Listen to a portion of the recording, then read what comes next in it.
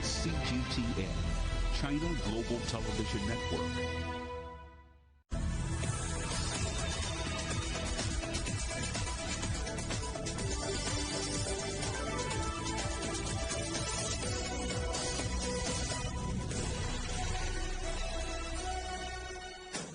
Live from London, this is Global Business. Hello, welcome to the programme. I'm Jamie Owen. And I'm Robin Dwyer. Our top stories. Supercharging trade and growth in the Asia-Pacific region. China's President Xi commits to open up more areas to investment. Our other headlines, UK Finance Minister Jeremy Hunt accused of delaying the tough decisions to fix the economy in stinging criticism from the Institute of Fiscal Studies. Who blew up the Nord Stream gas pipelines? Swedish prosecutors deliver their conclusion. And alcohol will not be on sale at the World Cup's 8 stadiums in Qatar. FIFA changes its policy days before the tournament kicks off.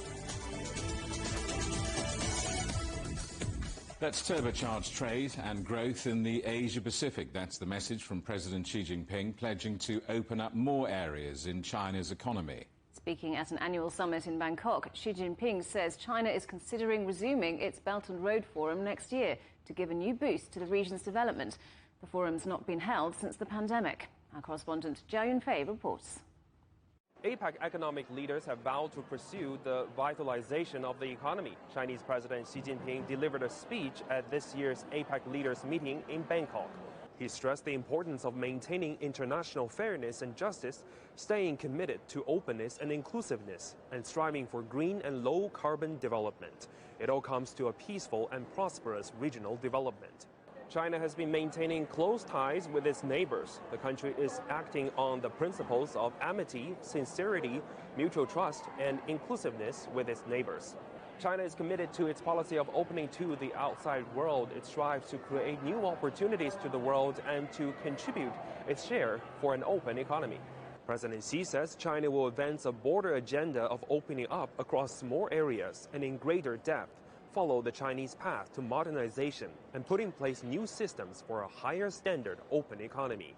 In 2020, China's trade volume with APEC economies reached $2.87 trillion, accounting for 62% of its total foreign trade. APEC member economies comprise 38% of the world's population and 60% of the world's GDP. While the world faces challenges with virus mutations and soaring inflation, the APEC region's economic growth has been steady. That's why the leaders have vowed to create a more resilient cooperation under the framework. President Xi says the Asia-Pacific is the powerhouse of global economic growth. Over the past decades, robust economic cooperation in the region has created the Asia-Pacific miracle. As the world has come to another historical crossroads, the Asia-Pacific plays an even more important and prominent role. The Asia-Pacific is a dynamic region that shows strong potential in the post-pandemic recovery. China says it will continue to make efforts to boost Asia-Pacific economy and pursue a shared future for mankind. Zhao Yunfei, CGTN, Bangkok. The UK government is delaying the tough decisions on fixing the country's economy. That's the rather stinging criticism from the influential think tank, the Institute of Fiscal Studies. They say putting off spending cuts until 2025 could mean the pain is postponed and becomes even greater. The UK's Office for Budget Responsibility has forecast a significant fall in living standards, with families' incomes expected to drop by 7%. Well, our correspondent Luigi Barkle is here with us, so we've all had time now to digest this rather unpalatable news from the UK budget statement and what it means for families and for businesses. And it's been pretty sobering, hasn't it? Yeah, that's right. Worry is one thing that's coming up quite a lot, especially when you go out and talk to people, but also from the business community across the country. Everyone was expecting Jeremy Hunt to stand up on Thursday and to offer a vision of the future, which was going to be some tough times ahead. But $65 billion of tax rises and spending cuts has meant that it's spooked quite a lot of people here in the UK. Why has he done it? He says the main aim at the moment is to tackle inflation, running at 11.1%. But the concern for so many people, individuals, is that their taxes are going to go up, life is going to get costlier, they're going to get poorer. For businesses, is what impact will that have on growth? Is the government, the Prime Minister, Rishi Sunak, and the Chancellor, Jeremy Hunt, focusing on inflation at the expense of growth? If you look at some of the measures that were announced yesterday in terms of the taxes that were rising, it's not just income tax, particularly for middle earners, that's where the squeeze is going to be worse, but corporation tax, that's going up from next year to 25%.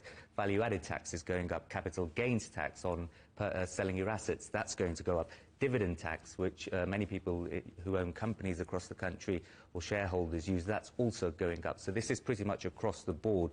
And there has been some sobering criticism to come back. The UK, remember, still the only G7 country whose economy hasn't bounced back to its pre-COVID size. And this is going to mean some tough times ahead in the next few years, particularly for millions of individuals who are already facing a big squeeze on their living costs. We have to reach for reasons to be cheerful, and perhaps there is one bright spot today, and it's UK retail sales are slightly up. Yeah, that's right. They've gone up by 0.6%, so just over 0.5% last month. That's after a fall in September and a fall in August of around 1.5% in September. That was down to the Queen's funeral and lots of businesses having to close or adjust their opening times because of disruptions from the Queen's funeral. But the outlook, once again, in the sector looks pretty gloomy. Not just the inflation, 11.1%, which is going to hurt people's bottom lines and make them think twice about spending, but there are business costs, for example, that will rise in the months ahead. It's plain and simple. If fewer people are spending, that's going to mean less business for many across the country. We're out on the streets today just to gain a sense of how all of this is impacting ordinary people and how they're digesting this and making sense of what their spending is going to be like at a crucial period, particularly with Christmas sales around the corner. I'm just grinning and bearing it. But I do feel sorry for other people with families. Interest rates have gone up, my mortgage has gone up, so we've limited our spending. You're going to have people dying on the streets. It's that serious. Because if you think people were at the end of the budgets before, where are they going to be now? I'm disabled, so I have to have heating on. My last bill for a month is £700, and I'm trying to get help with that. Yeah, it's I don't know what's happened. So, Nareed, some of the people you spoke to there saying that they're already struggling, and there's been a blunt warning that there is perhaps more pain to come. Yeah, and the Institute for Fiscal Studies, a respected think tank here in the UK, says that perhaps the Chancellor didn't take the tough decisions needed right now. They want to see spending cuts brought forward from 2025. Remember, the political backdrop is really important here. You have a main opposition, Labour Party, who's racing ahead in the polls. So what they want to try and do, the government, I think, is to portray an image that they do care about crucial public services, in particular education, in particular the National Health Service, and ring-fencing those. But he's delayed this to 2025. What the IFS says is that those proper tough decisions, as they called it, essentially for borrowing to come down much sooner than that, for the government to stop borrowing, and for the tax burden to come down as well. It's already at a 70-year high in terms of how much tax ordinary people are paying in this country, so increasing that is likely, as they say, to hurt growth. But one last thing that's worth mentioning is the IFS said there were 4 own goals, as they called it, that the UK has done in recent years, and they like to compare themselves, this government, to the G7. It said one was squeezing investment in recent years, a lack of proper focus on education, which, it must be said, Jeremy Hunt said he wanted to do to try and bring down migration numbers. Brexit was the other one, obviously having an impact with your largest trading partner, making trade more difficult there. And last but not least, former Prime Minister Liz Truss's mini-budget in recent weeks, which has set back the UK's financial and fiscal outlook by potentially years, maybe even decades, if this sort of uncertainty continues. Nareed Jabalkar, thank you very much. European Central Bank President Christine Lagarde says the bank will continue raising interest rates and may even need to restrict economic activity to tame inflation. The ECB has raised rates by an unprecedented 200 basis points since July. Eurozone inflation has hit a new record high of 10.7% in October, far above the ECB's 2% target. Japan's inflation rose to a 40-year high of 3.6% in October, driven by currency weakness. The Bank of Japan has defied the global trend of rising interest rates, reiterating the need to maintain stimulus to support the fragile recovery. Japan's GDP unexpectedly contracted by 0.3% in the third quarter after 3 consecutive quarters of growth. China has criticised the UK government after it blocked the takeover of Britain's largest microchip plant by a Chinese-owned company. The UK government says the deal might undermine national security. The Dutch chip maker Nexperia, a subsidiary of China's Wingtech, acquired the Welsh chip firm Newport Wafer Fab last year. Nexperia has been told it must now sell 86% of its stake. US credit rating firm Moody's has shut down its analytics department in China and laid off more than 100 workers across its Beijing, Shanghai and Shenzhen offices. The agency cited the deteriorating global outlook as the reason for the closure, but says it will continue to maintain a strong presence in China. You're watching CGTN. Still ahead, who blew up the Nord Stream gas pipelines? Prosecutors in Sweden released their report.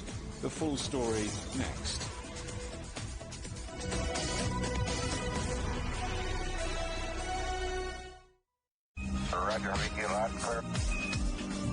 We can try out the wild and crazy idea. Nothing can stop an idea whose time has come, and this idea is coming. I actually feel quite comfortable in isolation. We should all be very basic when we're trying to save the world. Oh, no. We hope it will happen. We have to live in hope. Facing the unknown is always difficult. In a world in turmoil, it's easy to lose orientation. But when the storms come, we have to see the possibilities, reinvent, find new opportunities, discover a path forward. CGTN. See the difference.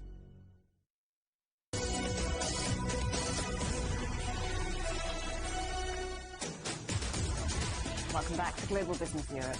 And just a reminder that CGTN is available to watch for free on all the major digital platforms, on Smart TV or online on Roku, Apple TV, Amazon Fire and Android TV, YouTube, Dailymotion, CGTN.com and the CGTN app, and in the UK on Freeview.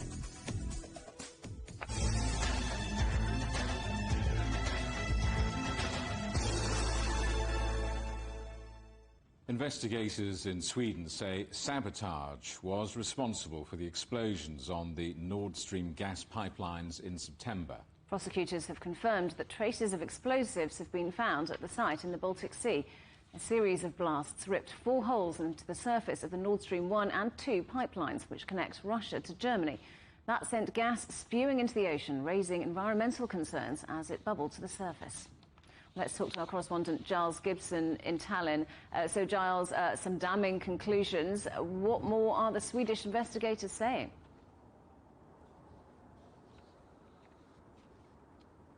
Well, they're saying now that they have concluded that this was gross sabotage, as they describe it, that they are going to try and work out if it's even going to be possible to determine who was responsible. Robin, we talk a lot about Nord Stream 1 and Nord Stream 2, but these pipelines actually run pretty much side by side from Russia across the Baltic Sea, actually just to the north of where I am in Tallinn, off the coast of Estonia, and then through the Baltic Sea onto the German coast.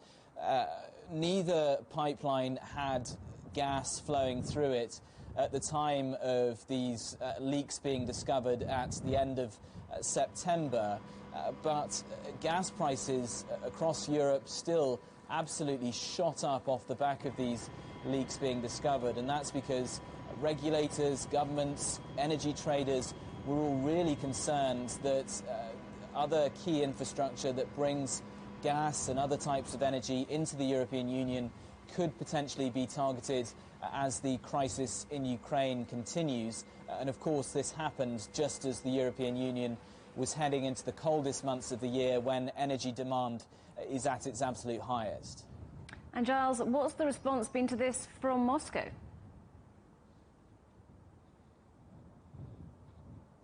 Well, we've heard from Dmitry Peskov, who is the spokesperson for the Russian President Vladimir Putin, saying that they want to see a full assessment of the damage before there's any sort of discussion about repairs in the future. Also saying the Kremlin that it's going to be very important to establish who was responsible for this sabotage as the Swedish investigators see it. Now, the Russian government has previously actually pointed the finger at the British Royal Navy, accusing them of being involved. The British government immediately pushed back, categorically denied that, and said that this was simply Russia trying to distract from its failings on the battlefield inside Ukraine. Also, just finally worth noting that the Swedish investigation is not the only one that's going on. The Danish and the Germans are also conducting separate investigations into this, and it's going to be really complicated to try to establish who could have been responsible, because these pipelines, they lie roughly 100 metres underwater in the freezing Baltic Sea, and of course they cross all sorts of different jurisdictions, different governments' jurisdictions. So the next few weeks, next few months, it's going to be really complicated to try and establish exactly what happened at the end of September. Giles, thank you very much. Our correspondent, Giles Gibson. Power outages are continuing across much of Ukraine as Russian missiles target energy facilities. President Volodymyr Zelensky says 10 million homes are now without electricity after one of the most intensive weeks of bombardment so far. The south and the east of Ukraine remain worst affected areas, but thousands of homes in the capital, Kyiv, have also lost power. The death toll from these latest rounds of Russian missile strikes has risen to 7 after an apartment block was shelled in the city of Zaporizhzhia. Well, let's talk now to our correspondent, Shamim Chowdhury. Shamim, snow has started to arrive in Ukraine. What's the latest on these power outages? Well, Jamie, it remains the case that 10 million people across the country are without any kind of power at any given time. But officials are now saying that they have stopped emergency power outages, and instead they are switching back to scheduled outages. Now, what that means is that some regions get about 4 hours of power on and then 4 hours off. Other regions get about 2 hours on and 2 hours off, and other regions also get 3 hours on and 3 hours off. So scheduled power cuts will be what Ukrainians are expecting for the foreseeable future. But I really want to give you a snapshot of how this is affecting everyday lives here in Ukraine. A hospital in Kyiv told us that today a young child, a young boy, underwent 2 hours of heart surgery while there was no power in the hospital. We understand that a diesel generator was used, but that really hammers home just how much these power outages are affecting ordinary people. Our own colleagues here in Kyiv have told us, one of my colleagues told me that he has to set his alarm for 3 o'clock in the morning because that is when the power comes back up and he can go and have his shower and then he has to go back to bed. So this really gives you an idea of just how these outages across the country are affecting the everyday lives of millions of people. And the other point that needs to be made is it's not just electricity power stations that have been targeted by the Russians, it's also gas and water supplies. So it's across the board utilities and power. Shamim, thank you for that. Our correspondent Shamim Chowdhury in Ukraine.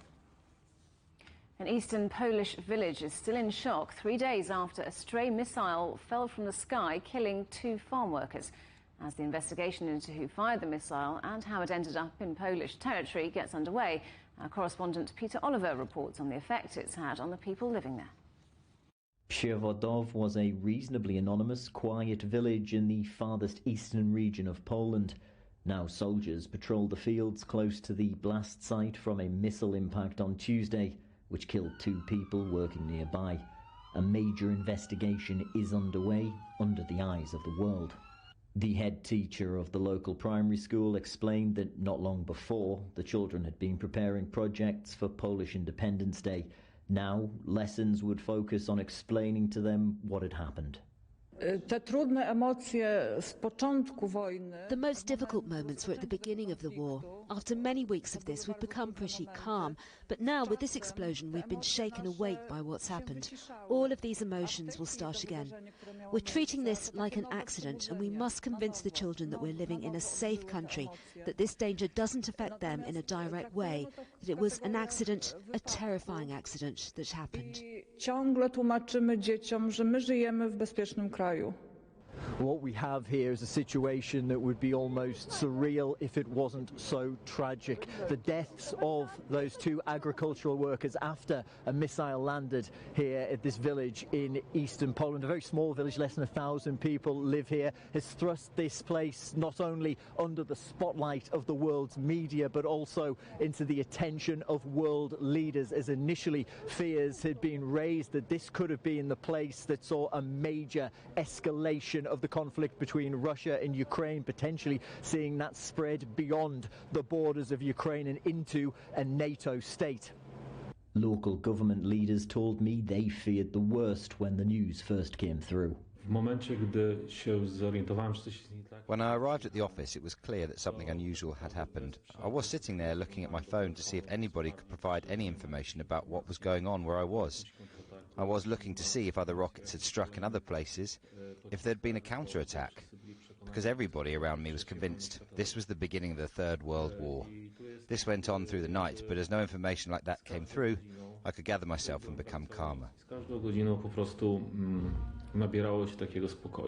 Establishing what happened seems like a million miles away for local leaders, who have to deal with how to maintain an admirable stoic calm among the people in the region. The issue is that in the back of everyone's mind is the thought that just like this rocket fell previously, another rocket could fall in. But this time, it could be on their house, and then everyone could die. Because of this, people are in an unusual situation and suffering from extraordinary trauma. First, time heals all wounds. Second, when things return to being calm, people will eventually forget. We are also offering psychological support. All of these things lead us back to normality. This village is no longer anonymous after this missile strike, but the people here are determined not to let this incident change how they live their lives and return to the quiet normality they know as soon as possible. Peter Oliver, CGTN, Przewodów, Poland. Hundreds of Twitter employees are said to be leaving the company following an ultimatum from the new owner, Elon Musk. In a company-wide email, Musk tells staff to prepare to work long hours at high intensity or leave. The billionaire Musk shared half of the company's employees, nearly 3,700 jobs, within a week of signing the deal on the social media platform. Our correspondent John Terrett is in New York. So, John, what is going on here then at Twitter? Yes. Well, I'll tell you one thing for certain. Investors here are going, thank goodness we got out of Twitter about 3 weeks ago, given everything that's going on. You know, Jamie and Robin, there are two sides to this story. There's the political side. People are getting very angst about the fact that Elon Musk appears to be a Republican, likely to invite Donald Trump back on, all that kind of stuff. That's part of the story. But the other side is the business story, which we're going to concentrate on right now. And I must say that in the build-up to all of this, I was rather impressed with Elon Musk doing what he had to do in order to buy what is one of the very few standalone media companies, and a media company that's become very, very important in the social fabric of countries all over the world. And he did it, and there ain't many people, I think, that could have done it. But now you've got to wonder, haven't you? I mean, you really do have to wonder whether he is a business genius or whether he's a bit dumb, given everything that seems to be happening over there in San Francisco. Trending in North America right now is the tweet, RIP, rest in peace, Twitter. Now, that's trending at the moment, and the problem is Elon Musk appears to be moving a bit too fast. He appears to be destroying and alienating, at least at this point. And the question is being asked, you know, did he buy a company that he can't really afford? Did he buy a company he didn't really want? Did he buy a company that he wants to turn into Twitter 2.0, but he's determined to do it more or less on his own without the backup of any friends or colleagues? And as you rightly say, last night at 5 p.m. San Francisco time, which was 01 GMT on Friday morning in London, there was a deadline went out where you either stay with the company if you're prepared to work extremely hardcore and long hours at high intensity, or you leave and accept 3 months severance. Well, we are told that droves and droves of people, droves of them, decided to go. So there's a chance now that he could lose 75% of the staff after he cut half of the staff a couple of weeks ago. And now the doors have been locked at Twitter, and they'll remain locked until Monday, we're told, at the earliest.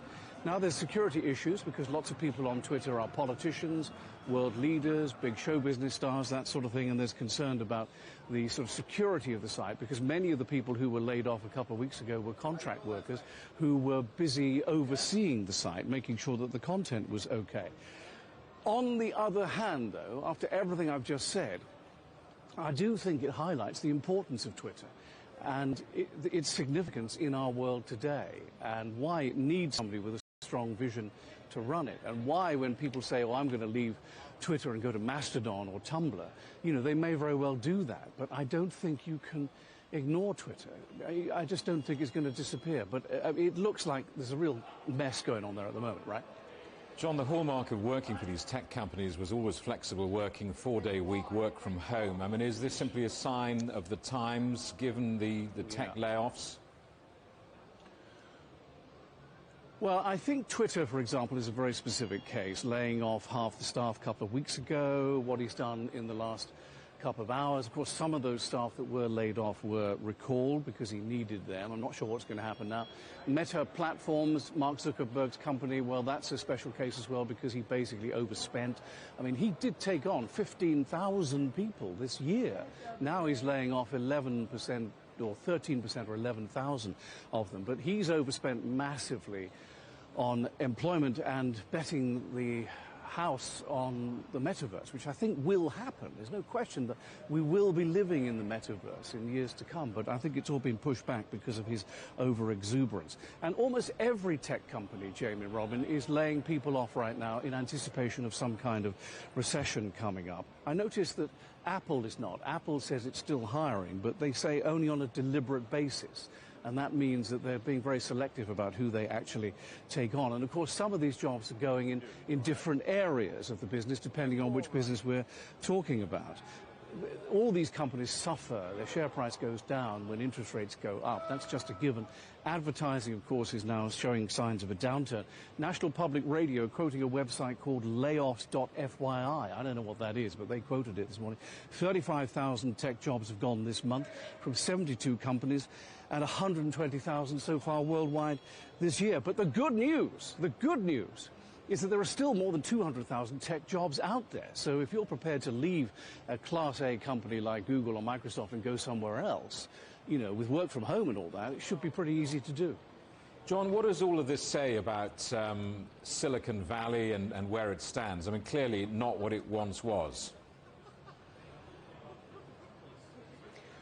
Well, no. I think the thing about Silicon Valley, though, is it's always been boom to bust. I mean, just think back. You remember 1997? Oh, my Lord. When all this dot-com thing was getting going. Everyone was so excited about it. You know, people were buying stock in these companies, and then in whatever it was, I forget now, 2000, 2001, something like that, the house of cards all came tumbling down. Now, nobody thinks that's going to happen, not now. But because we were on dial-up back then, for example, and remember the NASDAQ, not here, but the NASDAQ in Times Square, went in value from about 5,000 points down to about 1,000, almost overnight. But the good news is that I think people look at this and they say, well, it's a bit like having a garden. You know, you like having an allotment. You take the weeds out, it makes more room for new, better plants to grow. And I think that that's what may be the thinking regarding Silicon Valley here. There is still plenty of innovation out there. I will tell you, however, there's less tolerance for some of that innovation now. And my example of that would be driverless cars. A lot of people in Silicon Valley pushing driverless cars. A lot of mums and dads like us saying, no way are we putting our kids in a driverless car, ever. So that's an example, I think, of where money that has been spent up till now will perhaps be rowed back a little bit. There is a threat from abroad, namely India and China. I think Chinese money and Saudi money has been pushed back on a little bit. 5-6 years ago, they were accepting money left and right. That's not the case anymore. But, you know, innovation is still there, and Silicon Valley is still there. And with work from home and with the desire to make the world better, I think it will survive. But, yeah, I guess it ain't the place it was about 5 or 6 years ago, that's for sure. Jamie and Robin? John, good to see you. Thanks for that. Our correspondent John Terrett in New York. South Korea and the United States have launched a joint military drill off the coast of the Korean peninsula. Fighter jets targeted simulated DPRK mobile missile launchers. The exercise got underway after the DPRK launched an intercontinental ballistic missile capable of reaching the US mainland. The missile landed in the sea just 210 kilometers off the Japanese coast. China has urged the two sides to hold talks to ease tensions. Saudi Arabia's Crown Prince has immunity from prosecution over the murder of the journalist Jamal Khashoggi. A lawsuit made by Khashoggi's fiancée at a court in Washington claimed Mohammed bin Salman was responsible for the killing. But the US State Department now says the Crown Prince's new role as Saudi Prime Minister excludes him from any further legal action. Spanish police have seized over 50 tons of marijuana, the country's largest ever haul. 8 farms have been dismantled in Catalonia and 20 people detained. Thousands of people have formed a 10-kilometre-long chain through Budapest to support teachers demanding higher wages. Smaller rallies were also held in more than 40 towns across the country. Teachers say that monthly salaries of just $1,200 mean they have almost nothing left after paying their rent and bills. The UK is facing a shortage of eggs, and there are warnings it could last beyond Christmas. Many supermarkets are rationing sales as the poultry industry grapples with its worst ever outbreak of bird flu. Our correspondent John Beaver reports. Whether having them fried for breakfast or putting them in a cake, British people eat a lot of eggs. On average, around 200 per person per year. In rural parts of England, the landscape is scattered with poultry farms. Chickens that would normally be roaming free are locked inside barns for their own protection. Avian influenza risks decimating laying flocks. Facing empty shelves, some supermarkets are now limiting the number of eggs you can buy. Here at Greenacres Farm in southwest England, they sell over 3.5 million fresh, free-range eggs every year. Farmer Tom Wood is complying with bird flu regulations, but he says blaming that for supply problems is missing the point. The cost of production is still really high, and there's a lot of farms which aren't getting enough money for their eggs. You can't carry on producing an egg where you're losing money. It's already sort of too late because this should have been done 6 months ago. This has been increasing. Now it's hit, and there is producers which are now thinking we can't carry on.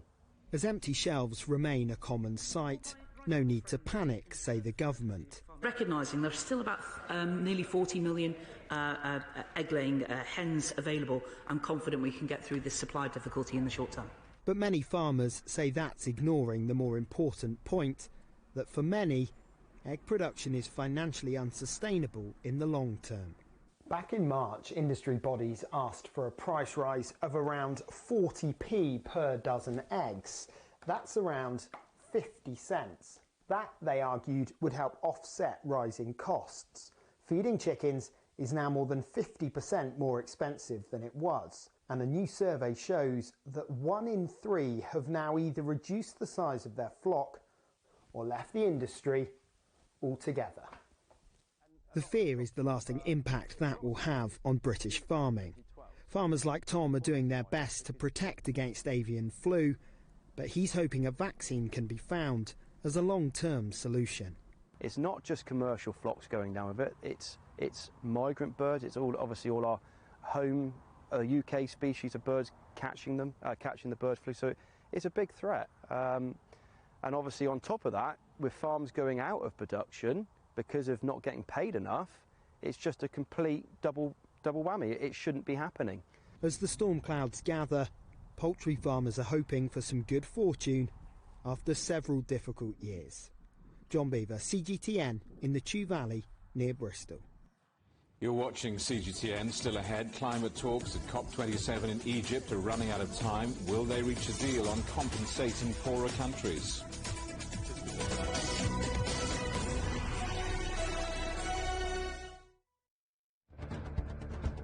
Events have consequences. Words create impact. Unprecedented scenes that we saw. The cleanup operation is now well and truly underway. Parts of southern Europe remain in a state of emergency. Context gives meaning. People make history. Far more than 1,000 people have come here today. But authorities are still on high alert. So now we've actually become the border on this road. A complex world demands a comprehensive view. But with the cleanup efforts more or less under control, the economic impact is bound to ripple across the country. There's plastic pollution everywhere. Because the world today matters for your world tomorrow. This is the living area of the crew. The focus is firmly on future technologies. Well, this is something completely different. The world today, every day on CGTN.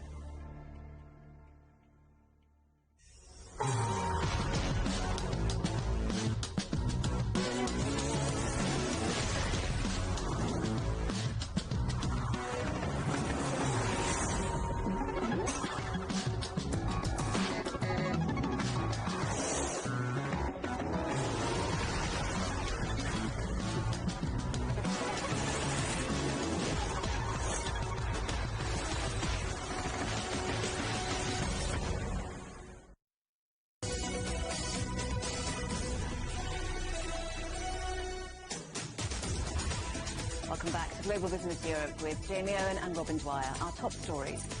Supercharging trade and growth in the Asia-Pacific region. China's President Xi commits to open up more areas to investment.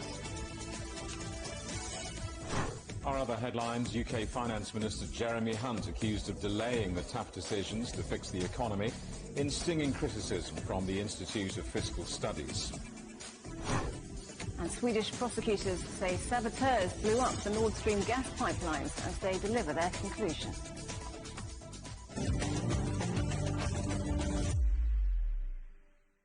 The clock is ticking down to the final hours of the climate talks at COP27 in Egypt. Negotiators are considering an EU plan to try to resolve what's been described as a breakdown in trust between rich and poor countries over climate compensation. The proposal would see a fund set up to cover loss and damage in the most vulnerable countries, with the money collected from what it calls a broad donor base. The talks have been extended to Saturday in the hope of reaching a deal with the summit's final agreement yet to be published. Our correspondent Yasser Hakim is in Sharm el-Sheikh. So Yasser, the European Union has put an offer on the table, but does it look like an agreement will be reached before the end of the summit? No, we're already past the deadline when we were told before that this is the deadline for 15G for announcing the end of COP27 and the results and the agreements and everything. But we are now told that we will stay for another day or two to get a final agreement if it happens. And concerning the EU proposal, yes, it's been on the table now. It's been discussed behind closed doors as we speak. Negotiations have been ongoing since early in the day. But the issue is the details. You know, the devil is always in the details. The EU says that they are accepting the loss and damages, but with conditions. Who will be the donor countries? They want more access to other countries like Saudi Arabia, Qatar to be inside, other countries as well that are not considered developing nations now. They're saying, who is the vulnerable nations that will receive this money? And this is another issue, a contentious issue. And another thing, what in return? So you as G77, you are developing countries, want loss and damages? Okay, we give you the loss and damages. What are you going to give us in return? We want, as developed nations, that you countries reduce the use of fossil fuels and move into more renewable energy like we have been talking about before. So we want this to be also on the table with commitments as well from nations that use fossil fuels, especially in Africa and other countries, that they could also work on moving into renewable energy. So here's what the EU has said, Timmermans, about the proposal that he had submitted to the COP27 delegates. The European Union has made huge steps forward, And in any negotiation, if you make steps forward and the other side doesn't budge, at some point it ends. And this is an offer we put on the table, which I think is very far-reaching, and I hope it is appreciated rightly on the other side of the argument. So that's what he's saying. Yeah, that's what he's saying. Now let's see what you're going to have to do now as G77. Will you commit to reducing fossil fuels and moving into renewable energies? What else can we work on? And that's what's happening now in the meetings here in Sharm el-Sheikh at the moment as we speak. And yes, China's climate envoy surprised the United States and the EU in their meeting yesterday. What happened? Yes, when he went in, he said that he was invited by John Kerry, his friend, and he described John Kerry as a friend. And John Kerry also described him as a friend, and he said that he had invited him earlier in the morning to come and join this meeting, and he wanted to surprise him and really attend. And this was very much applauded by the EU delegates who were attending this meeting. It was an EU-US meeting to sign up on what is called the pathway for reducing methane.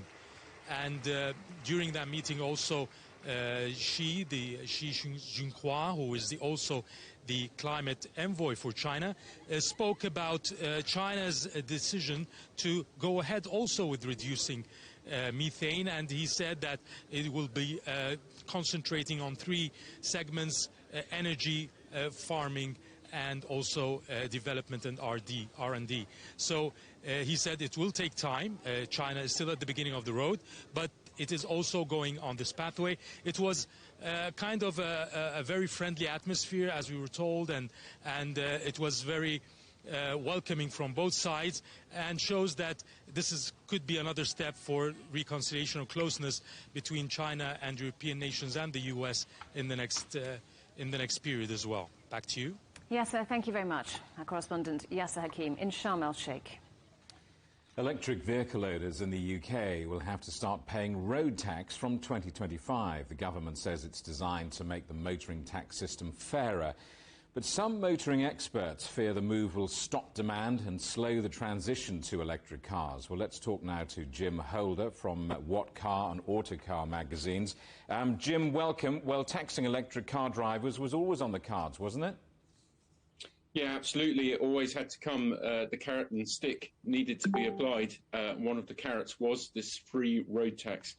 But now, of course, that's going to be taken away from 2025. I think what really has startled people, however, is that the rate of tax that's going to be paid by these new electric cars is going to be greater than some petrol cars that remain on our roads.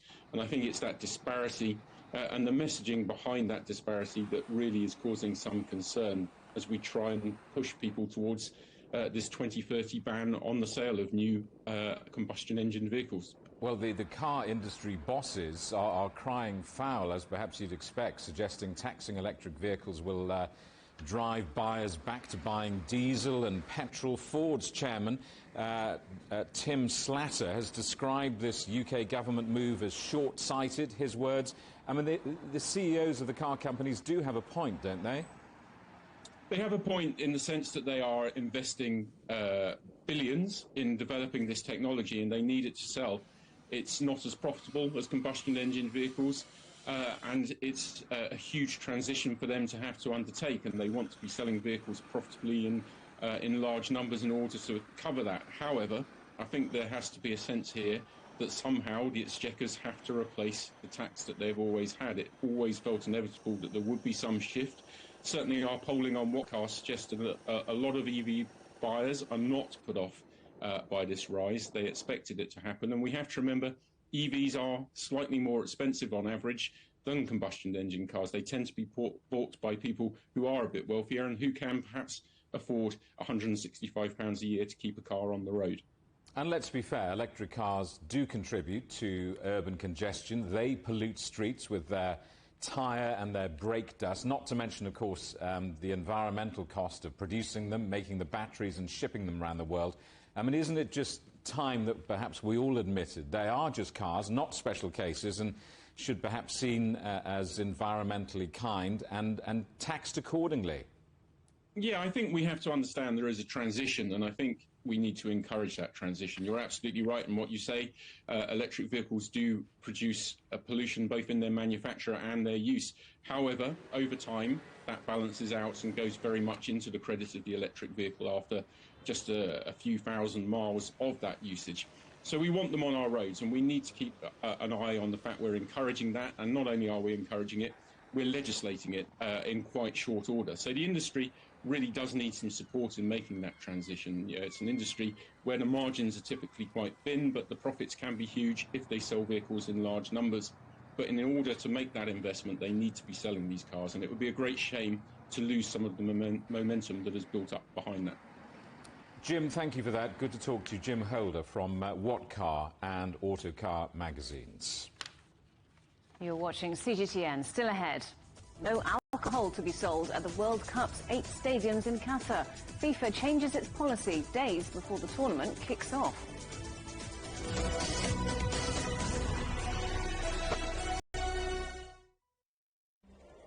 A grouping of 21 member economies, APEC members account for 60% of global GDP and are home to nearly 3 billion people.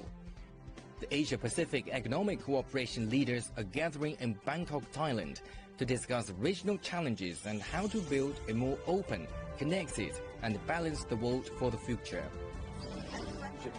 CGTN reporters on the ground bring you the highlights of the meeting, as well as the issues and challenges the world is facing. Exploring visions for a shared future, only on CGTN.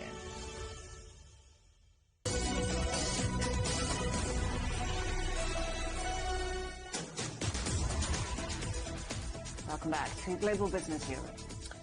Manchester United Football Club says it's taking what it calls appropriate steps after a controversial interview by one of their star players, Cristiano Ronaldo. He said that he felt betrayed by the club and was being forced out, and that he had no respect for the manager. United says it will not comment further until that process is finished, but taking legal action or cancelling Ronaldo's contract are possible. Ronaldo, considered by many to be the greatest player of all time, is captaining Portugal at the World Cup. And another controversy in the world of football, as World Cup host Qatar announced a ban on alcohol at stadiums with just 2 days to kick off. The timing of the decision has been criticised by fans. This year's World Cup will be the most expensive ever, with Qatar spending a record $220 billion on getting the country's infrastructure ready. And it's also proving costly for more than 1 million people who've travelled to Qatar to cheer their teams. Our correspondent Siobhan McCall reports. It's estimated that a 10-day trip to the World Cup could cost fans around $10,000. So let's take a look at some of the biggest expenses. Well, the number of tickets that are considered affordable has dropped by 60% compared with the 2018 World Cup. The best seats for the final cost $1,600. That's 40% more than fans paid to watch the final 4 years ago. Qatar hasn't got enough hotels to accommodate such a spike in tourists, which has pushed up prices. These porter cabins cost around $270 a night. And 3 cruise ships have been turned into floating hotels, but they'll set you back almost $500 a night. One of the most asked questions in the build-up to the tournament is how much a beer costs. Qatar is a Muslim country with strict rules about where alcohol can be sold and consumed. Some hotel bars are charging $95 for a pint. And just 2 days before the tournament starts, there's been a dramatic U-turn on Qatar's alcohol policy, with sales banned at stadiums. That's despite a multi-million-dollar deal with Budweiser. In fact, the only way now to drink alcohol at stadiums is in hospitality boxes, with tickets for one of those costing $22,000 a match. Well, China didn't qualify for the World Cup, but the country will still have a big influence on the tournament, with Chinese companies the biggest sponsors. They spent almost $1.4 billion on the tournament in Qatar. That's $300 million more than US companies, including McDonald's and Coca-Cola, who are the next biggest spenders. The biggest Chinese sponsor at Qatar is the multinational Wanda, who are one of 7 official FIFA partners. It's spending $850 million as part of a 15-year deal until 2030. Tech company Vivo, electronics manufacturer Hisense and dairy producer Mengniu make up the rest of China's sponsors. And China's manufacturers also have a big part to play in this World Cup. Over 60% of merchandise that's being stocked in official World Cup stores in Qatar has been produced in the Chinese city Yiwu. Well, Kieran Maguire is an expert in football finance and professor at the University of Liverpool. I asked him what the ban on alcohol at stadiums might mean for one of the competition's biggest sponsors.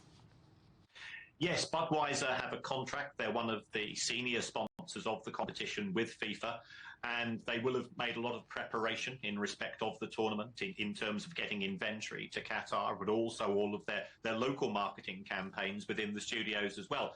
So this will have come as a significant shock to them, and I suspect that they are already in negotiations with FIFA and the Qatari Football Association with some form of compensation or remuneration-based settlement that is going to impact the tournament.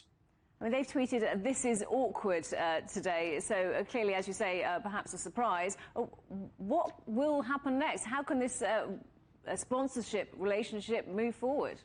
Budweiser have signed a long-term contract with FIFA that covers a number of FIFA World Cup tournaments. So if there's a breach of contract by any of the parties, and this case, as far as Budweiser is concerned, that will be with FIFA, they'll be seeking some form of compensation. Equally, Qatar has an agreement with FIFA to allow these senior sponsors to sell their product. So FIFA will be able to seek compensation back from the Qatari Football Association. I think going forwards, there will be caution perhaps in terms of awarding World Cup tournaments where there could be conflicts between the hosts and senior sponsors. And Qatar does rather have an image problem, doesn't it? Even so, it is a huge commercial opportunity for advertisers. Yes, I think the construction of the stadiums, which are spectacular, have come with a lot of criticism with regards to the working conditions of people involved, and that has tainted the tournament as in the eyes of some. It is an opportunity for Qatar to try to move itself away from being a natural resources-based country into something similar to Dubai, whereby it can perhaps become a transport or a tourism hub. And this is one of the steps that the Qatari authorities have taken in order to try to reinvent the country as a known destination. And China is a country that's spent a record amount on advertising at this tournament. What can being seen at this event do for Chinese brands in particular? Well, the FIFA World Cup is seen by 200 countries around the world. So therefore, for those Chinese senior partners that have signed contracts with FIFA, it gives them the opportunity to get their brands into countries around the world with perhaps they're not particularly familiar, and also a chance to, with accompanying adverts, to demonstrate the quality and the quality of the products that they're aiming to sell into new markets. And all organisations are trying to globalise as much as they can the destination for their products, because that helps to de-risk any local economic challenges that might be taking place. So now we've seen this record spend from China on advertising at this event. Do you think we'll see that mirrored in other sporting events? I think the Chinese manufacturers and producers will be looking at the response. They will be monitoring very carefully the number of clicks, the number of interactions in terms of social media, but also upon their websites when their products are being advertised at the FIFA World Cup. And then they will make a commercial decision on the back of that. Is that everybody's looking for value for money, and FIFA is, in terms of its tournament, is certainly one that delivers in terms of the global number of eyeballs. Whether that is deemed to be successful in terms of an uptick in sales, we'll have to wait and see, and that decision will be made at senior level in the individual companies. Europe.cgtn.com has all of the week's top stories from China. Here's a quick take. The 450-year-old Wanshao Temple has reopened in Beijing after a 5-year restoration. China is building out protection for migratory routes for 50 million birds from 36 million species. Investment in virtual reality doubled in 2021 as the technology sector boomed. Businesses have saved more than $500 billion through tax refunds, deductions and deferrals in the year so far. Snowfall across the central and eastern areas caused some disruption while creating beautiful white landscapes. A Chinese commercial rocket has deployed a network of 5 satellites for the first time.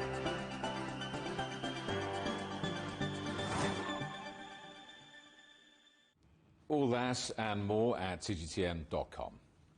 Now, a new exhibition at the British Library in London is celebrating British Chinese communities across the UK. Our correspondent Guy Henderson went along to take a look. Chen Fuzhong, the first recorded Chinese person to visit the UK in 1687. A man who spoke multiple languages, including Latin, and who worked with Oxford University, helping translate the Bodleian Library's collection of works. A remarkable high achiever who laid the ground for generations of fellow countrymen and women to themselves leave their mark. It just shows us that the Chinese have kind of circulated within a kind of global knowledge economy for a very, very long time, and it's not just about their kind of hard work in restaurants and takeaways, that they were part of a kind of international scene of early kind of cultural and knowledge exchange. Branching out from Europe's oldest Chinatown and the port city of Liverpool into many walks of British life. There are personal, everyday tales here, mixed with celebrations of the exceptional, from authors to chemists to Nobel Prize winners. We also wanted to kind of ensure that we moved away from the stereotypes of Chinese people working in low-skilled sectors and to kind of offer a sense not only of a historical account of those kind of industries like laundries and catering, but we wanted to make sure there were aspirational role models that people could kind of celebrate. Remembrance too of the many Chinese who helped with the British effort in both world wars, serving in the Chinese Labour Corps and as merchant seamen. This exhibition is a showcase of the very active role Chinese people have played in Britain for more than 3 centuries. The main event is taking place here at the British Library, but there'll also be a number of small exhibits in towns and cities across the UK running alongside it. The hall takes us all the way up to the present day. That's the first non-white footballer to play for England on the left, Frank Sue, back in the 1940s. On the right, last year's US Open winner, Emma Raducanu, whose mother is Chinese. The display is open to the public from this week until next April. Guy Henderson, CGTN, London. The former head of the British Library's China collection, Frances Wood, has been speaking to CGTN about her life and work. You can find out more at cgtn.com/bridgebuilders and listen to our podcast by searching CGTN Bridge Builders on Spotify or Apple Podcasts.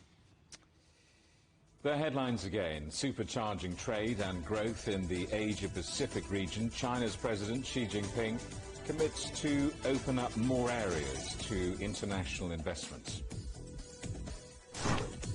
Swedish investigators say sabotage was responsible for the explosions of the Nord Stream gas pipelines in September. And one other story for you.